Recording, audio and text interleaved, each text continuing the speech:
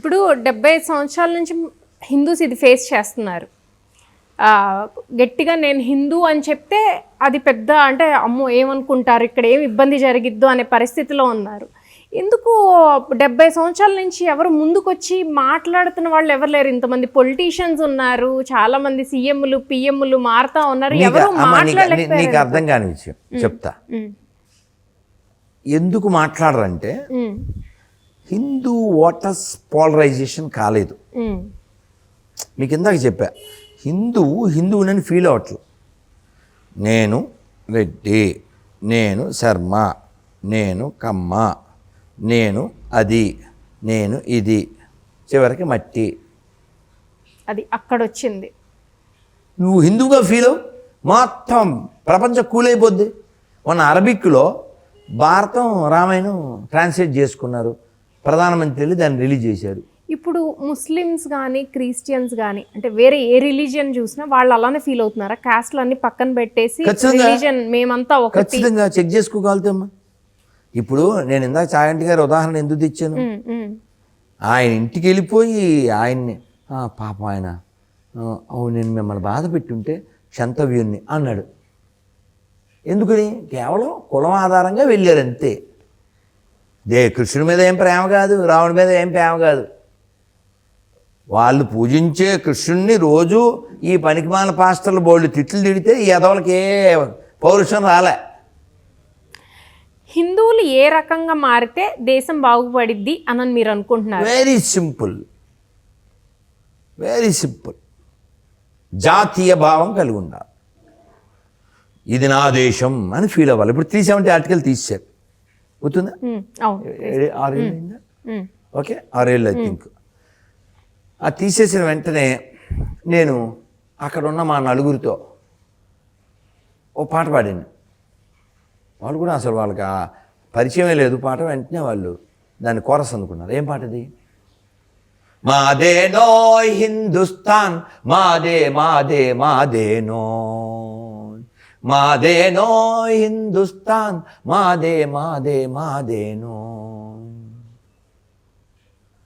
ఘన ఘన ఘన ఘన గంటారావం ఘన గర్జనగా వినిపిస్తాం, రెప రెప రెప రెప రిక్కల దాకక గగన పతాకం ఎగరేస్తాం, నింగిదాకు శృంగాల దాకా మన దేశ గౌరవం నినదిస్తాం, మాదేనోయ్ హిందుస్థాన్, మాదే మాదే మాదేనోయ్. ఇప్పుడు హిందువులు లైక్ మీరు చెప్పిన దాని ప్రకారం చూస్తే క్యాస్ట్ ఫీలింగ్ ఉంది, ఇదంతా పోతే కానీ ఇది అవ్వదన్నారు. ఇప్పుడు మీరు ఒక్కళ్ళు ఒక వీడియోలో చెప్తే జరగదు. ఇప్పుడు నాకు ఒక క్యాస్ట్ ఫీలింగ్ ఉంది, ఇక్కడ ఉన్న అందరికీ తల ఒక క్యాస్ట్ ఉంటుంది, వాళ్ళకు కూడా క్యాస్ట్ ఫీలింగ్ ఉంది అనుకోండి. ముందు మనము గొర్రెలాగా, ఇప్పుడు నేను ఒక హిందువుని అనుకోండి, సపోజ్ నాకు ఒక కులం ఉంటుంది, వాళ్ళకు ఒక కులం ఉంటుంది. ముందు మా కులం నుంచి మేము బయటపడి మేము హిందువు అనేది మేము రియలైజ్ అవ్వాలి. అది రియలైజ్ అవ్వడానికి మీ ప్రయత్నం ఏం చేస్తున్నారు? ఎందుకంటే మీరు ఇంత 2400 వీడియోలు చేశారు. సో వాళ్ళు 24,000 వీడియోలు. సో హిందువులు ఆ కాస్ట్ను పక్కన పెట్టి మేమంతా హిందువులం, భారతీయులం అనేలాగా మీరు ఏం చేస్తున్నారు? మార్పు తీసుకురావడానికి మీరు ఏ ప్రయత్నం చేస్తున్నారు? చాలా ఏ రకంగా అంటే మీరు ఏం చేశారు అని కాదు, ఎలా చేయొచ్చు అనేది యూత్కి. ఎందుకంటే రేపటి యూత్ మళ్ళీ చెడిపోకూడదు. ఇప్పుడు మేము ఆల్రెడీ అక్కడి నుంచి వచ్చాము, మేము చెడిపోయి ఉండుండొచ్చు. అట్లీస్ట్ నెక్స్ట్ జనరేషన్ కైనా వాళ్ళు అసలు నా అంబిషన్ అదే. వచ్చే తరం ఇప్పుడు వీక్ అయితే రేపు బ్రేక్ అవుతాం. Already twice it's happen. ఇప్పుడు పాకిస్తాన్లో రామాలయం చికెన్ షాప్, అమ్మవారి టెంపుల్ ఉచ్చలదొడ్డి, శివాలయం పశువుల దొడ్డి. ఎందుకంటే అక్కడ రాక్షస మోక ఉంది కాబట్టి వాళ్ళకి రెస్పెక్ట్ ఏమి ఉండదు. కాబట్టి ఇతర మతాలను గౌరవించడం అనే కాన్సెప్ట్ వాళ్ళకి లేదు. సో ఇతర మతాలను గౌరవించండి అని చెప్పాల్సింది ఓన్లీ వాళ్ళకే చెప్పాలి, మనకు కాదు. ఎందుకంటే మనకి అది ఉంది కాబట్టి వాళ్ళు ఇక్కడికి వచ్చారు, ఈయన కట్టారు. సో హిందువులకి ఎవడో సెక్యులరిజం పాఠాలు నేర్పకూడదు. ప్రపంచంలో ఓన్లీ హిందువులు ఒక్కలే సెక్యులరిస్టులు. Secularism only practice by Hindus. Christianity and Islam is not accept secularism. అవును, అది జరగదు. ఇప్పుడు నేను చెప్తాను, మన సనాతన ధర్మమే అది కదా. అదే నేను ఉన్నానమ్మా, నా నోటితో జై శ్రీరామ్ అంటాను, అల్లెలో అనగలను, అల్లాహు అక్బర్ అనగలను. అటువైపు అది రాదు. ఎందుకు రాదంటే అదొక మూఢత్వం.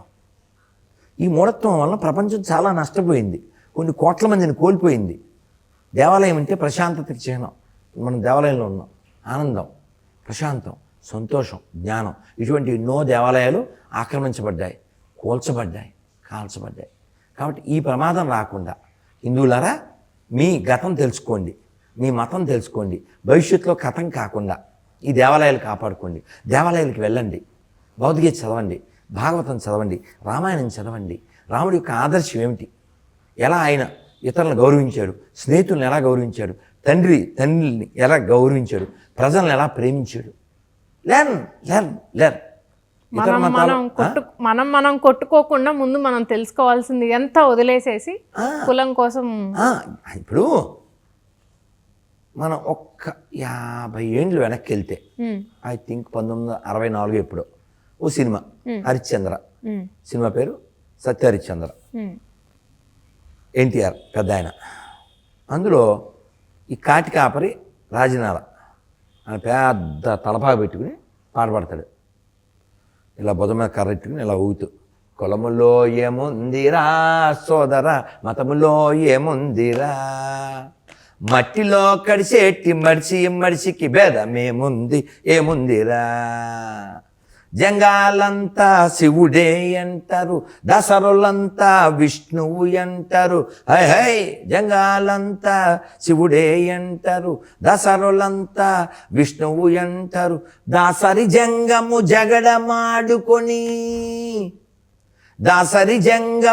జగడమాడుకొని వలకాటిలో ఒకటైపోతిరి, కులములో ఏముందిరా సోదరా, మతములో ఏముందిరా, మట్టిలో కడిసేటి మడిసికి భేదమేముంది ఏముందిరా. ఇప్పటికే మన మతం చాలా వరకు ఇదైపోయిందనే చెప్పాలి. అంటే ఎందుకు జరుగుతుంది, మన మతంలో లేనిది ఇంకొక మతంలో ఉందని నమ్మి ఇంకొక మతానికి ఎందుకు మారాల్సి వస్తుంది? వాళ్ళు ఏ సిచ్యువేషన్లో వాళ్ళు మారుతున్నారు? గుర్తుపెట్టుకోండి, ఎవరైతే మతం మారుతున్నారో వాళ్ళకి ఇదేమీ తెలియదు, అది కూడా తెలదు. అటు ఇటు కాని హృదయముతోటి ఎందుకు రాయి గొర్రెల బతుకు. యాక్చువల్గా వాడికి అది తెలుదు, ఇది తెలుదు, కాబట్టి అడగండి. ఏమీ తెలియక ఏం చేయాలో తెలియని పరిస్థితుల్లో అలా అంటే they are not taught, they are not learned. వాళ్ళకి ఎవరు నేర్పలేదు. మీకు అర్థమైందా? మీరు ఇందాక చెప్పారు, మీ పుట్టినప్పటి నుంచి మీకు ఊహ వచ్చినప్పటి నుంచి ఒక మంచి నియమానికి మీరు కట్టుబడి ఉన్నారు. గ్రేట్, వి సాల్యూట్. మీరు అలాంటి పెంపకంలో మీరు పెరగడం, అమ్మా నాన్న అమ్మ ఇబ్బంది పడతావరా అని చెప్పినా అలా స్టిక్ ఆన్ అయి ఉన్నారే, దాన్ని నిష్ఠ అంటారు. ఈ నిష్ఠ నీకు ఉండాలి. అది ఎప్పటి నుంచి రావాలి? బాల్యం నుంచి రావాలి. మనం ఏం చేస్తున్నాం? పిల్లల్ని బాగా చదువుకో, ఫ్రీడమ్ పేరుతో బాగా చదువుకో, ర్యాంకులు వస్తే చాలు, మార్కులు వస్తే చాలు. ఆ పిల్ల బొట్టెట్టుకుందా లేదో చూడవు, గాజులు వేసుకుందా చూడవు, ఎవరితో చాటింగ్ చేస్తుందో చూడవు. ఒకరోజు హఠాత్తుగా జరగకూడదు జరుగుద్ది. మస్తాను సాయి అనే ఒక దర్గా నిర్వాహకురాలి కొడుకు గుంటూరు, అతను దాదాపు 300 మంది అమ్మాయిల్ని ట్రాప్ చేశాడు. వాళ్ళకి డ్రగ్ ఇచ్చి వాళ్ళతో చేయకూడనివన్నీ చేసేసి దాన్ని వీడియోలు కూడా తీశాడు. ఆ వీడియోలు కూడా వీళ్ళ దగ్గర ఉన్నాయి, వీళ్ళు ఏమంటారు, ఈ ఛానల్స్ వాళ్ళ దగ్గర ఉన్నాయి. నేను ఎవరో ఫోన్ కూడా చేశారు, చాలా దారుణంగా ఉంది, వాడు చాలా దారుణంగా చేశాడు అని చెప్పారు. సో ఇప్పుడు దోషం ఎవరిదంటారు? వాడిదినా ఈ అమ్మాయిలదే? అమ్మాయి తల్లిదండ్రులది. నేను అది చెప్తా. ఆవు చేలో మేస్తే దొరగట్టిన మీదుగా, కూతురు చెడిన తల్లిది తప్పు, తనయుడు చెడిన తండ్రిది తప్పు. కూతురు చెడిన తల్లి తప్పు, తనయుడు చెడిన తండ్రి తప్పు, గుర్రము చెడిన రౌతుది తప్పు, ప్రజలు చెడిన ప్రభుది తప్పు. కాబట్టి నేర్పించాలి. ఉదాహరణకి ఒక 5 ఏళ్ళ గొర్రెబిడ్డ ఇదే యాపిల్ మీరు పట్టుకెళ్ళి గుళ్ళో ప్రసాదం అని ఇవ్వండి. నేను తినకూడదా ఆంటీ